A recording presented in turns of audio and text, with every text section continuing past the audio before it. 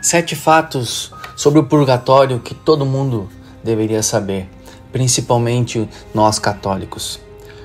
O purgatório, ele é muitas vezes dentro da igreja debatido e muitas pessoas, por falta de conhecimento, não sabem rebater algumas indagações de protestantes ou de qualquer outro tipo de religião que venha falar contra esta doutrina. Muitas vezes estamos perdidos e não sabemos o que responder, não é mesmo? Mas antes de tudo, se você ainda não é inscrito, inscreva-se no canal, ative as notificações, curta e compartilhe, que isso é muito importante para nós. Vamos começar então a falar sobre o purgatório e alguns fatos que nós devemos ter em mente sempre que esse assunto vem à tona. Vamos entender como funciona o purgatório e como nós podemos ajudar e ser ajudados por aquelas almas. No Catecismo da Igreja Católica, lá ensina que o purgatório ele é uma espécie de purificação. É a última purificação pela qual nós passaremos. E que a partir dessa purificação nos levará ao céu. Isso para quem morrer na graça de Deus, mas não tenha completado aqui na terra a expiação de seus pecados na sua magnitude. Devemos ser purificados completamente e teremos então, uma vez estando lá, a garantia da salvação. Essa realidade ela não é muito conhecida e não é muito compreendida por nós que deveríamos conhecer melhor a doutrina, então é muito importante nós termos um aprofundamento dos novíssimos, daquilo que acontece após a nossa partida deste mundo material. Vamos conhecer a existência e a forma de ajudar de forma concreta essas almas que estão lá. Vamos falar primeiramente da existência do purgatório, que é mencionada assim na Bíblia. Vamos citar. Em algumas e diria diversas passagens da Bíblia, nós encontramos essas referências. Podemos encontrar no Evangelho de Mateus 12:32, Lucas 12:5-9 e na primeira carta aos Coríntios 3:15. Procure pesquisar estas passagens e você verá a existência do purgatório. As indulgências tão faladas, elas podem ser oferecidas para uma alma? A Indulgentiarium Doctrina assinala no número 15 que o católico ele pode contemplar uma indulgência plenária por um defunto em igrejas, oratórios públicos e semipúblicos para que usem legitimamente esses últimos, seguindo as condições habituais de confissão sacramental. No dia 2 de novembro, que é o dia dos finados, todos os fiéis defuntos, nesse dia, podem obter essa indulgência por um ente querido, familiar, conhecido, que esteja no purgatório. Nós não temos como saber onde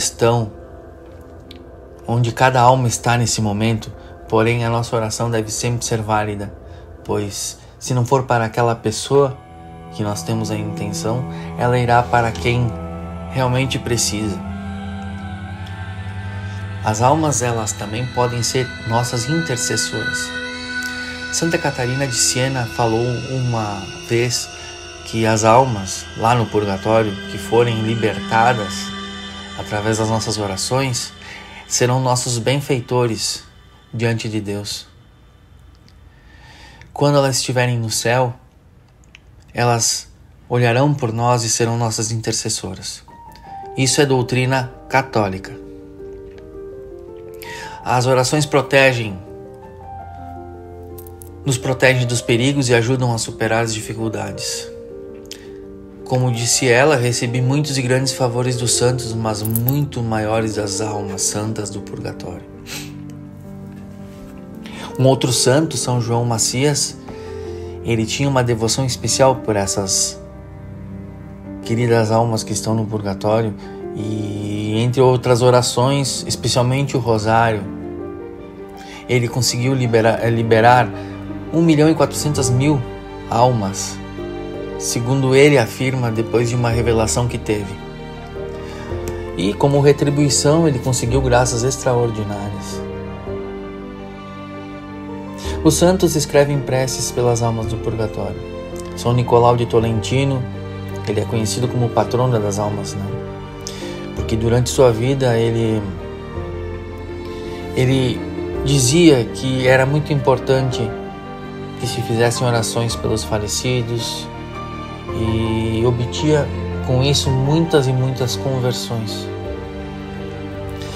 E muitas graças eram concebidas e concebidas para aqueles que faziam essa devoção. Sem falar que alguns santos já visitaram o purgatório. Eram místicos, como Santa Faustina Kowalska, que é a secretária da Divina Misericórdia. Foi um exemplo de que em vida ela pôde contemplar o purgatório. Ela recebeu essa graça de ver o purgatório e também o céu e o inferno.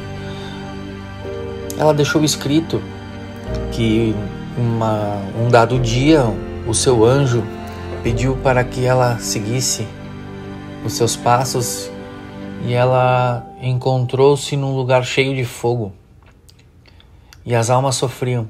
Entretanto, não era o inferno. Então ela fez a indagação aos que estavam ali. O que fazia o sofrimento ficar pior? E elas respondiam que era sentir-se distantes e abandonadas por Deus. Quando já tinha ido embora, o Senhor lhe falou: minha misericórdia não quer isso, mas minha justiça pede por isso. Ou seja, nós precisamos, para entrar no céu, pagar de alguma forma todos os nossos erros. Se nós temos a graça de morrer com a confissão em dia, em estado de graça, Jesus já nos perdoou, porém nós temos que expiar aqueles pecados, nós temos que fazer uma limpeza espiritual de tudo aquilo que nos sujou. Pois Deus quer que nós participemos da santidade. E a participação principal é nós nos arrependermos com atos concretos. Então, as almas que estão ali sofrem no purgatório, mas têm a certeza que vão para o céu. E após todo esse período de sofrimento, irão se encontrar com Deus.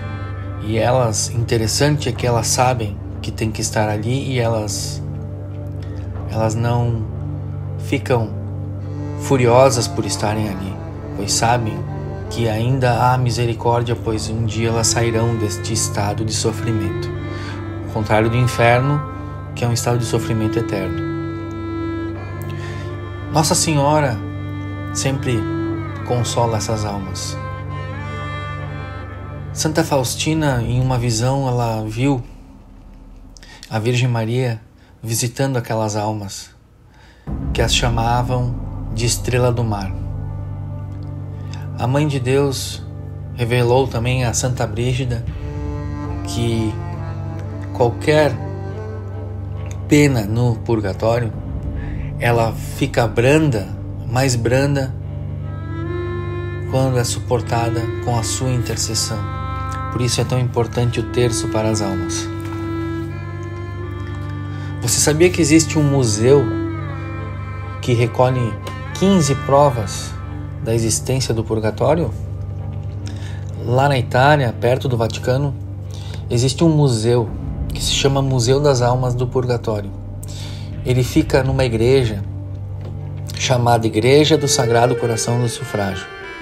Foi criada em 1897 por um padre que era francês, missionário do Sagrado Coração. Lá existem 15 testemunhos de objetos, livros e roupas que comprovam as visitas das almas a entes queridos pedindo-lhe orações.